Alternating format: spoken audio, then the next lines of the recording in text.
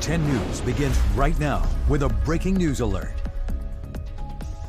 And getting right to that breaking news tonight at 6. Thanks for joining us tonight. I'm John Carlin. And I'm Lindsay Ward. The suspicious death in Franklin County is now being investigated as a murder. The sheriff's office found William Odell dead in his camper after his landlord went to check on him. 10 News reporter Shane Dwyer joins us now at the sheriff's office after sifting through those court documents that we received. Yeah, Shane, these warrants say a suspect actually admitted to a crime. Lindsay and John, yes, we just got our hands on a copy of these warrants here at the courthouse in Franklin County. I want to read directly from them to give you those details. Again, it says that a woman told Franklin County investigators that she watched her boyfriend choke William Odell to death and that they left him there in the camper, and that she and her boyfriend then took Odell's car, which she then sold. Now, while these two are both in custody, we are not naming them at this point because they have not yet been charged in this crime. Let's go and take a look at the video that we showed you yesterday.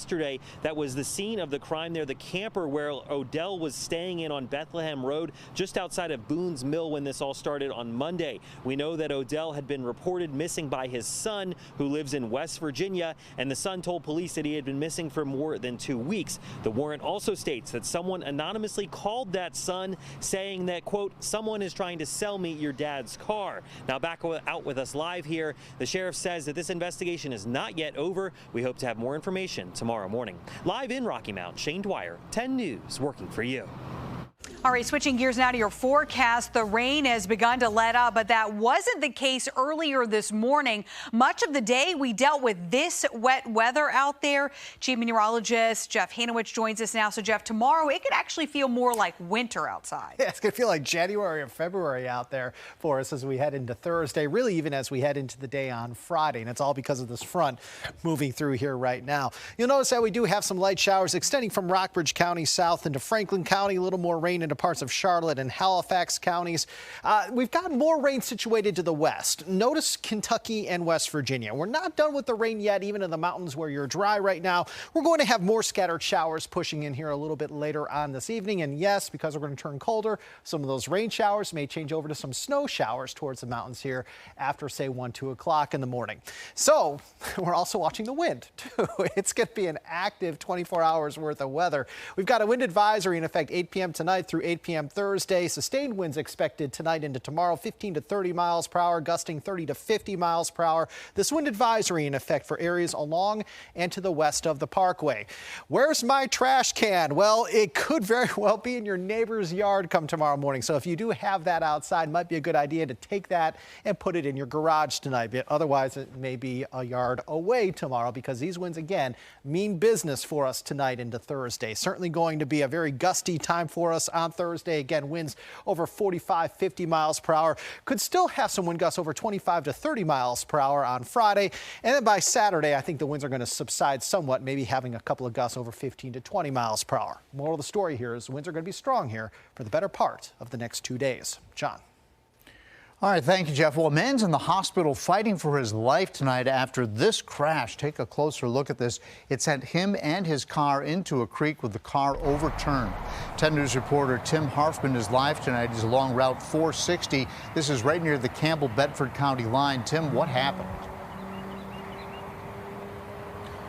Well, John, that crash closed these westbound lanes near Turkey Foot Road for almost 4 hours as crews first pulled the driver and then that vehicle from this creek. Now, pay attention to your screen. We have some video we want to show you from earlier today. State police say that this happened around 1:20 this afternoon. The male driver of this Dodge Charger was traveling eastbound along 460. He was in the right lane and lost control of the vehicle when he crossed over the median and ended up in the ditch, upside down and fully submerged. One bystander at the nearby county line flea market tried to help but was unable to get the driver out. He cleared the road. You can see where he went through the median, jumped this lane, never hit the guardrail, nothing, landed right there, and then spun around over in the creek. That's when emergency crews arrived, and it took them about 15 minutes to cut the doors and the seatbelt off. Now, state police tell us that driver was traveling between 60 and 70 miles per hour in the pouring rain. The investigation is ongoing. Again, that driver is in the hospital with life-threatening injuries. Live tonight in Campbell County, Tim Harfman, 10 News, working for you. And stay up to date with whatever weather comes our way and any traffic delays because of it. Download the WSLS 10 News app to get alerts sent straight to your phone. Today, we've learned the number of people in local hospitals slowly increased from the week before, but leaders and a local lawmaker hope to curb that number with vaccinations. 10 News reporter Annie Schroeder was there as Congressman Ben Cline visited one of the largest vaccination sites in our region, encouraging everyone to get their shot. Hundreds and sometimes thousands of people get vaccinated here at the Berglund Center each week. So today, Congressman Ben Cline took some time to learn how it's done. Volunteers and Virginia Department of Health staff had vaccine distribution down to a science. We've got folks from all over the community working together to make sure that everybody who wants to get vaccinated can get vaccinated. Republican Congressman Ben Cline spent Wednesday afternoon looking at operations and thanking volunteers for their time. This is an efficient process, and it's not very painful. It's about the same as a flu shot, and that you can get in and out quickly. So we want to encourage people, if they choose to get the vaccine, to come in and get one. The visit comes as state health leaders look at new ways to encourage people from rural areas with conservative views to trust the vaccine. I think there's clear, survey data that shows that individuals who lean more politically conservative, that Republicans do have lower rates of uptake. Cline says the choice to get vaccinated is still personal, but he hopes to act as an example because it will help reopen the economy and protect the community. And I'm all for liberty and for folks being able to make that choice. But I want to encourage folks to get it because it will help to get kids back in schools, open up classrooms, open up the economy, and get us on course to beating this virus that much faster. The Roanoke City and Allegheny health districts also announced today that anyone eligible in Phase 1A or Phase 1B can now call the district directly to make an appointment to get vaccinated. In Roanoke tonight, Annie Schroeder, 10 News, working for you. The number to call that Annie was just talking about is right here on your screen. It is 540-613-6597. We've also have it posted on our website. Just log on to WSLS.com. A major milestone for women at Virginia Military Institute. This is one of the, the last hurdles to fully integrate females into VMI. The top honor for one of its cadets. Plus, moving the day to legalizing marijuana that could make years of difference. Why the governor is pushing for a quicker process. You could legally possess an ounce or less of marijuana in Virginia by this summer. Yeah, that's what the governor is pushing for. He proposed several amendments to the bill that passed the General Assembly in February. Most notably, it moves the timeline for possession up from July of 2024 to just 3 months from now. The ACLU of Virginia and other advocates urge the governor to speed up the process they say jeopardizes racial equity and justice. The governor's amendments focus on home cultivation, worker protection, public health, ending disproportionate enforcement, and speeding up the sealing of records and expungements. You're looking at a live picture from our Martinsville New College Institute sky cam. You're dry in Martinsville right now, but the clouds remain. We'll let you know when these gray skies will turn blue and when the winds will really start to pick up in your backyard coming up.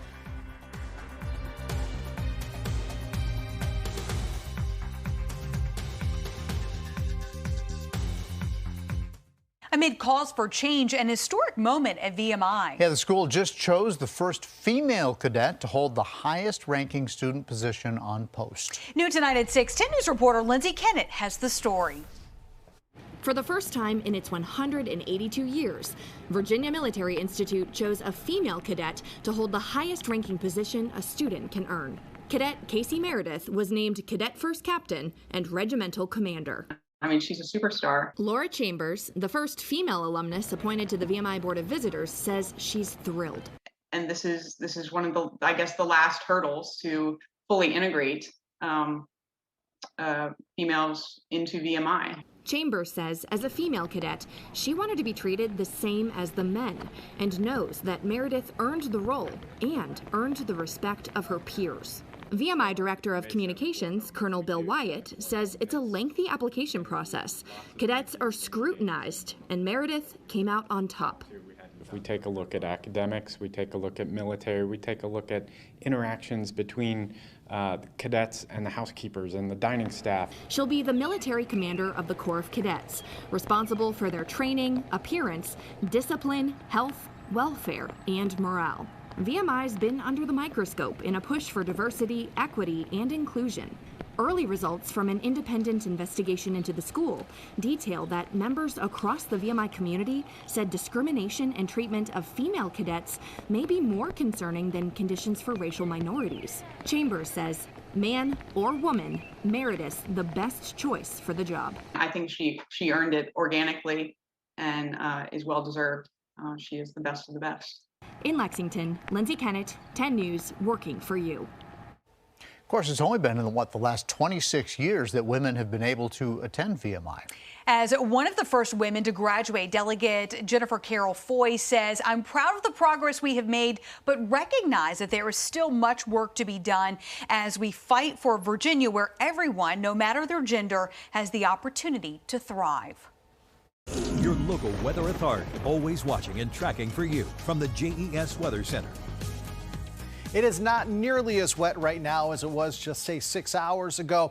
We're not completely dry, though, either. You need to know that. We do have some showers out across Charlotte and Halifax counties. And now we have a little ribbon of moisture right now, really extending from, say, the Rockbridge and Nelson and Amherst County lines south into parts of Bedford County. Amherst, you could start to see a little bit of light rain here over the next 15 minutes or so. Lynchburg, you may start to get a little bit wet here over the next 15 minutes or so as well. But again, you need to know that these are just light showers at this point. All right, future tracker showing that the showers may start to fill back in here between about, say, 9:30 and 11 o'clock this evening. At that point in time, some scattered passing showers will be possible, especially into the mountains.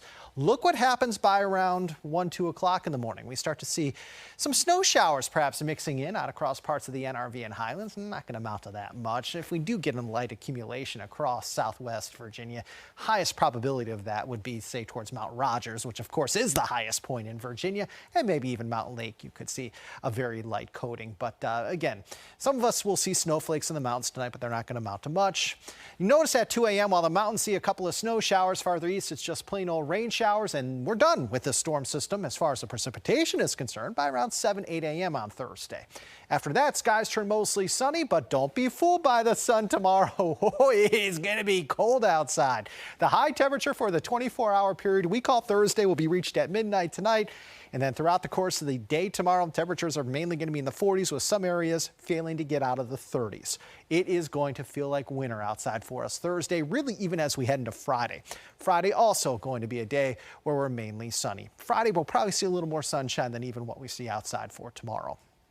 Next week's trends from the Climate Prediction Center saying that we have a good chance to be warmer than average next week, and there's a good chance that we're going to be drier than average as we head into next week. And you'll see that the first at least 3 days of the next week appear to be dry when you see the 7-day forecast. Monday through Wednesday of next week look to be very quiet and frankly, very, very pretty.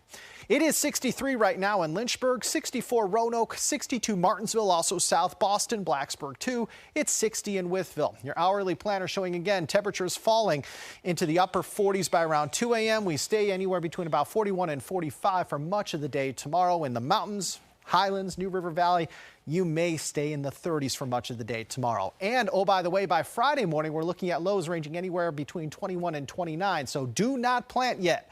Wait until at the earliest next week when we start to really warm things back up again. Even Saturday morning, we're looking at overnight lows 24 to 30 degrees. So yes, we'll be watching the possibility to break some record cold lows as we head into Friday and Saturday mornings, with the best chance for that to happen likely out across the Hill City. All right, looking ahead to Easter Sunday, though, it all changes. Temperatures start out sunrise service time Easter Sunday in the low to mid 40s. Look at by Easter dinner, you're looking at temperatures around 70 degrees. The egg hunt looks great, too, with skies mostly sunny. Right around lunchtime, you're looking at temperatures in the low to mid 60s. So again, by the weekend, the mercury starts to go back up again. Tonight, increasing wind speeds were colder. The overnight lows in the 30s and lower 40s. And then for tomorrow, much colder, very windy, too. Temperatures during the daylight hours tomorrow, mainly in the 30s and 40s, although south side you may be in the 50s. 46 on Friday, lower 60s Saturday, 70 to 76 Sunday through Wednesday. We are dry, Good Friday, all the way into the middle of next week. Appy. All right, Jeff, we'll look back at last night's big dance shocker delivered by the Bruins, and we'll check in Lexington, where the Wildcats are eyeing a Valley District Championship. Sports is next. Big 1st and 10 matchup tomorrow night that will decide the Valley District and have playoff implications galore in Region 3C. Undefeated Rockbridge County at undefeated Turner Ashby. Both teams are 5-0. Rockbridge already 4-0 in the district, and they have clinched a playoff berth unofficially. They are currently the 2 seed, while Turner Ashby is the 3 seed. A Wildcats win would clinch a home playoff game in addition to the district title, and they are 0.4 of a point behind undefeated Brookville for the top spot in the region. Regardless of the outcome, the playoff-bound team, yes, Coach Mark Poston's Wildcats, are excited to continue to build on their winning tradition. It's a great honor. Me, not being from U.S. and never playing this sport before, coming into the team there, started winning. I've been winning my whole career since I started playing football. It's just great to be a part of this tradition. We've worked really hard because we've had a condensed season, and we didn't have a lot of time to prepare. So we just really had to buckle down and get it done. It's important. I mean, that's what we're trying to do here. We're trying to make history.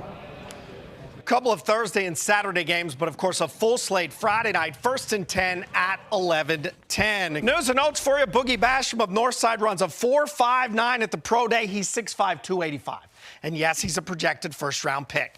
The Sabres have lost 18 straight, and the Nats will be down 5 players from their opener after a positive test and contact tracing. Right. There you go. There you go. All right, congrats to UCLA. NBC Nightly News coming up next. We'll see you back here at 7.